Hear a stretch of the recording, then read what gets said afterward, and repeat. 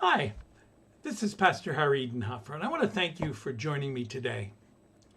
Today we want to talk about loneliness. Loneliness can certainly become a major speed bump to slow us down. Since my wife went to be with her precious Lord, and then my daughter and her children later moved out, I truly understand what loneliness is, and it can be quite devastating at times.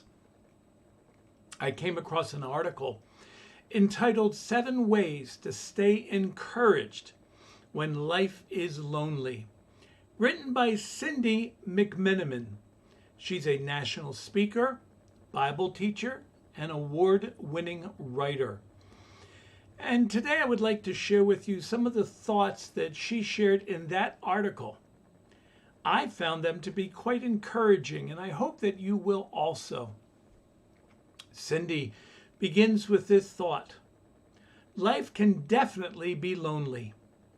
Besides the past couple years in which you were expected to isolate and physically distance yourself from others, you may feel emotionally distant from loved ones as well, through the loss of a job, a dream, or a loved one, or just feeling you have no one in your corner to support you. Loneliness can feel smothering. Michael P. Green shares the following quotation, and it's from a Christian man who has been an invalid all his life. One of those lonely and obscure people who live in constant pain, who do not know what it means to be able to use their physical body in any way without pain and suffering. This is what he said: loneliness is not a thing of itself, not an evil sent to rob us of the joys of life.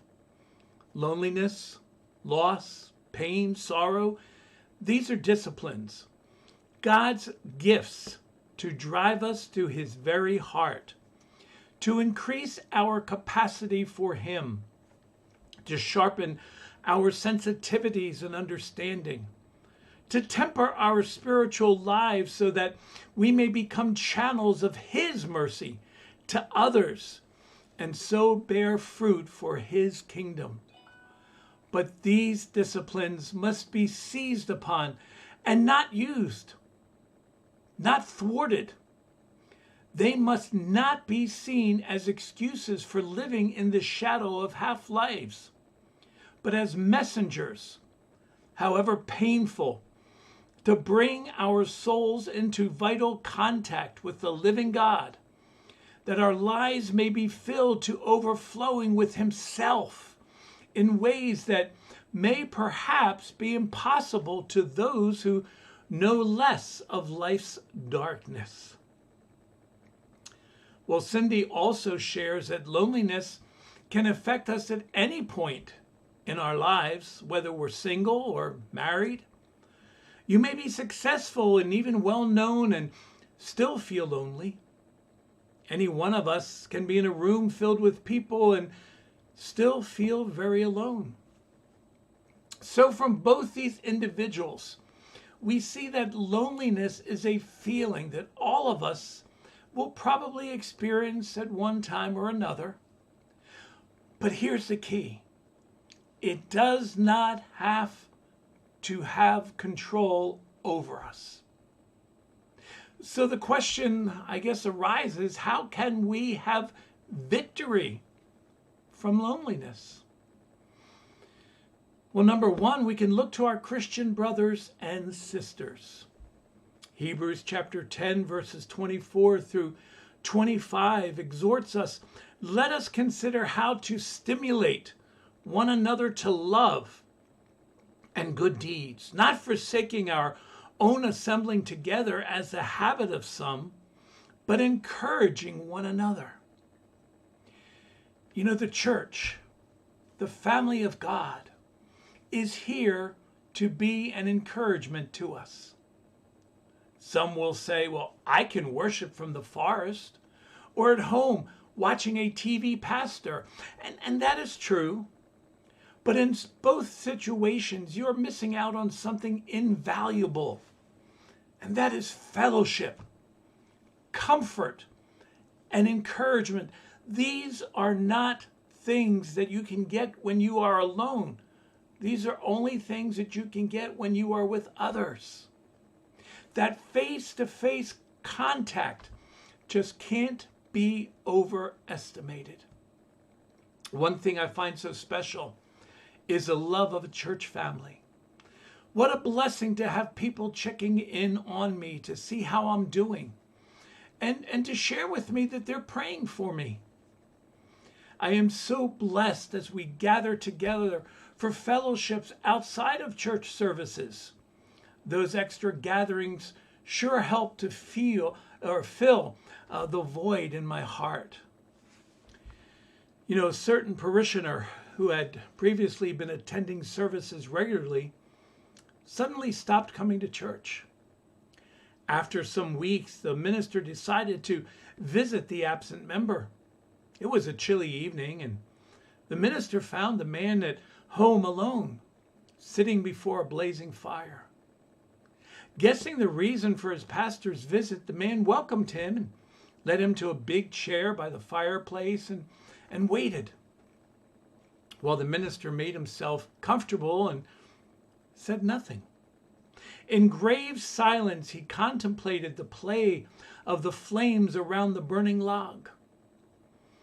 After some minutes, he took the fire tongs, carefully picked up a brightly burning ember, and placed it to one side of the hearth.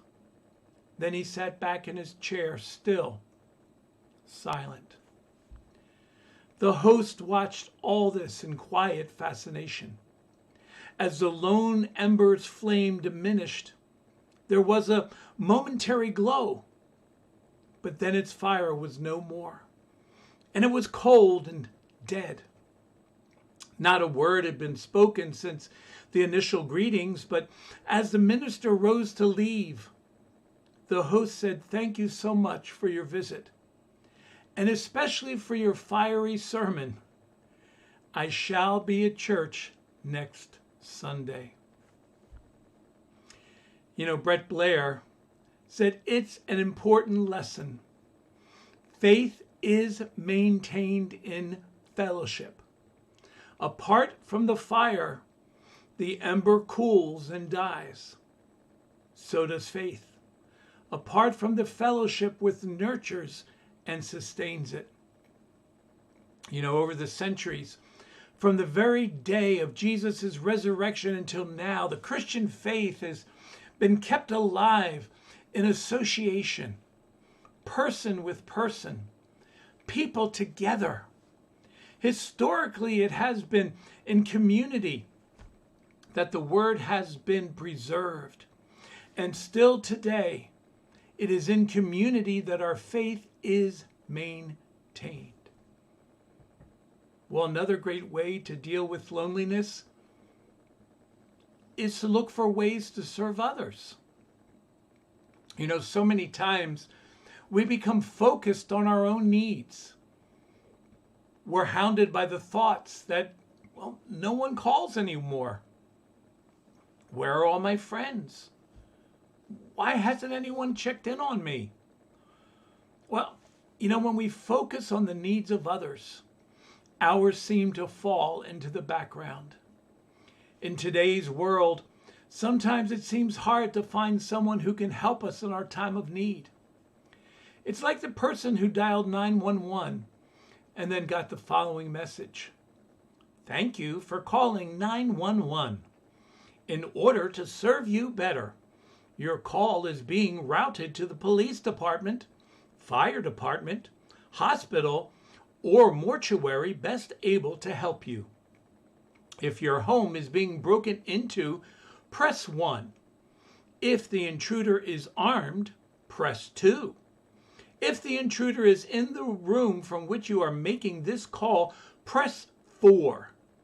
If you are attempting to avoid detection and have turned off the lights, press 233-920-029-372, followed by the pound sign.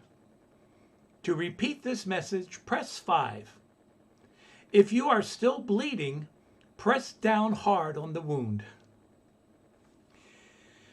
Wouldn't it be nice to be known as a person who others feel can be trusted to lend a hand when necessary? Let me ask you, do you have a specific talent or ability that others can benefit from? Well, why not let it be known? It may seem a little dangerous, but you still have control over how much you do or don't do. Do you have extra time in which you can serve others? There are many opportunities in your church or local nonprofit organization.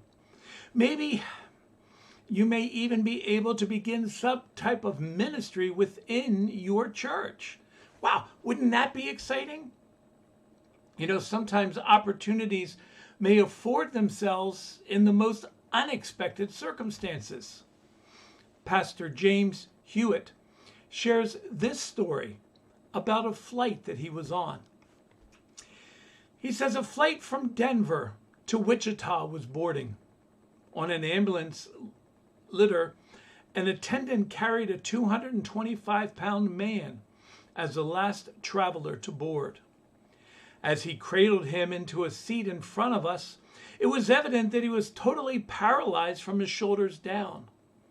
He was strapped in tightly, but as the pilot taxied to the runway, the centrifugal force lunged him to the right, causing him to fall towards the next seat. The stewardess again propped him up in an upright position. Hastily, we were airborne. Beverages were served, then a meal. As I finished the meal, I looked up to see the paralyzed gentleman, probably 27 years old, with the meal before him, with no one to feed him. My eyes filled with tears. The hostesses were busy serving food to all the passengers, but here was a person traveling alone who could only look at the meal. It was beautifully prepared, tasty, and far above average for airline food. Well, before I could wipe the tears from my eyes, I slipped from my seat to his side and inquired if the stewardess would be helping him eat. He did not know. I asked him if I might help him. He responded with, "Oh, thank you. I would be so grateful for your help." As I cut the meal into bite sizes and placed them in his mouth, I felt awkward, conspicuous, but much needed. Before long, I was coordinating bites as well as if they were entering my own mouth. He told me of his unfortunate accident, his lonesomeness, his joys, his struggles, his faith, his hope. His name was Bill. Our spirits blended. We experienced sacrament. Upon returning to my seat, my spirit was humbled as I thought of all the people who have had the good news of the gospel set before them. It's available, but no one to feed them. Crippled with spiritual and psychological paralysis, and no one to feed them. My spirit flowed to the words Jesus asked Peter, "Do you love me?" Jesus responded, "Feed my sheep." We know it's also very important to allow your pain to serve an even greater purpose. Cindy McMenamin says every one of us is wounded in some way.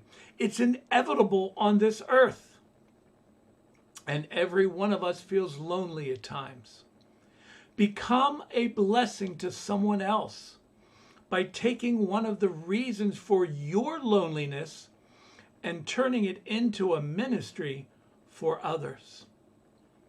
A perfect example of this principle is our women's ministry. God laid this ministry on a woman's heart in our church.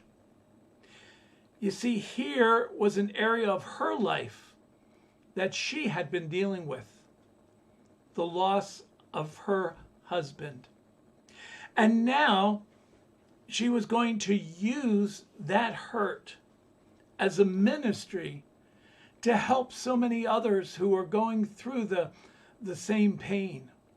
And as this ministry has grown, it has become a ministry to all women, not just widows. You see, we all need camaraderie and encouragement. As a matter of fact, you can help us in this ministry. Number one, be praying for a woman's might. And let me ask you, maybe you can share with us some recommendations. Do you know someone who's really good in their trade?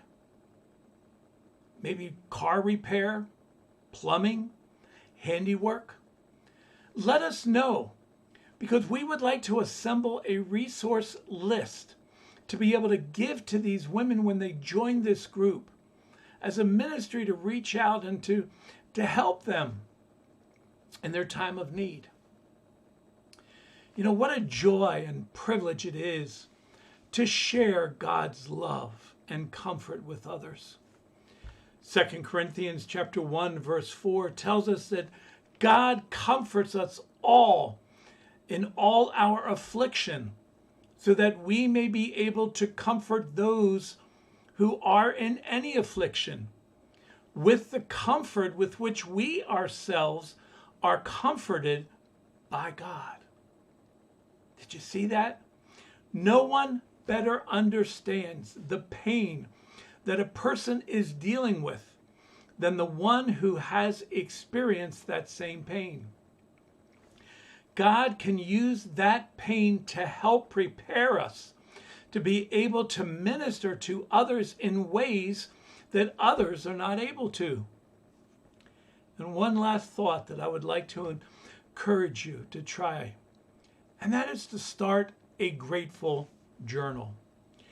Cindy shares that attitude is everything.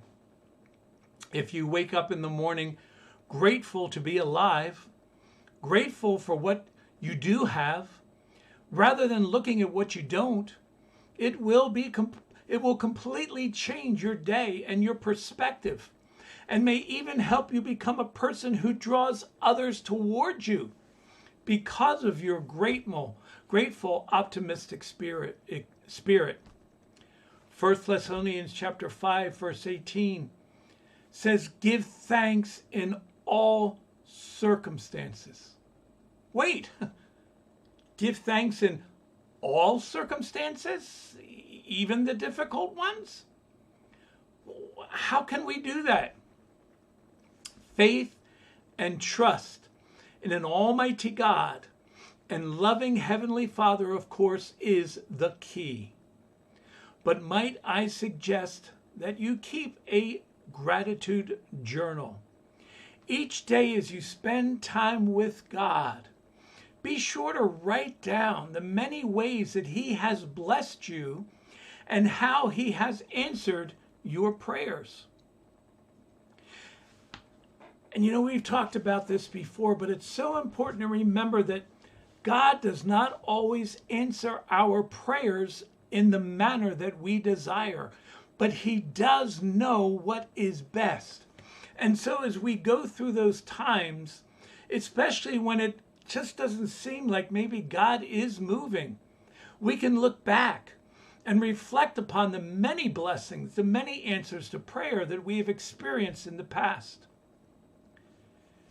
You know, the year was 1920.